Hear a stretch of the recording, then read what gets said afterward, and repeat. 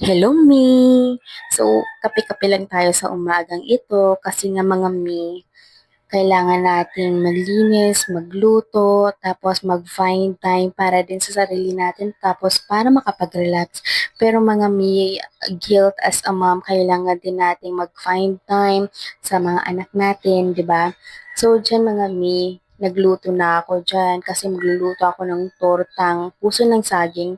Siguro, dati pa, mga more than a year ko na to nakain or what. Kasi nga mga mi, dito, pag ano lang kasi yung gusto mong kainin, tapos yung parang madali lang lutuin, yun lang yung kinakain namin dito. Kasi nga, busy kami together.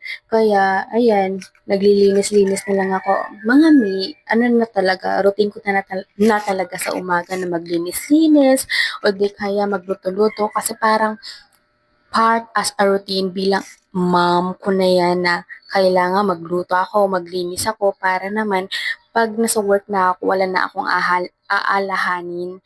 Tapos yung aalahanin mo na lang, yung anak mo minsan may sakit, di ba?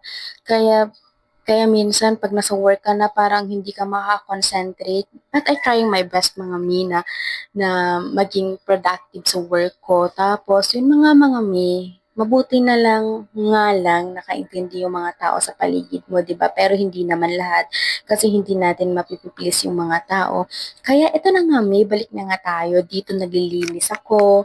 Tapos linis lang ng linis kasi alam mo mga naglilinis lang ako diyan. Tapos mayroon ulit sa utak ko na ay dapat kong gawin ko to ganito. Kasi I have 4 hours lang na gagawin ko yun. Kasi I have a work na at 10 o'clock. Kaya mga mi, kapag may time tayo, sige lang, banat lang ng banat. Tapos andyan, nagre-ready na nga ako ng pagkain ng anak ko. Kasi nandun siya sa kwarto para hindi siya makadisturbo sa daddy niya. Nandun siya together with his lola. Tapos, yung mama ko na lang nagpapakain sa kanya. Kasi nga, naintindihan niya naman yan.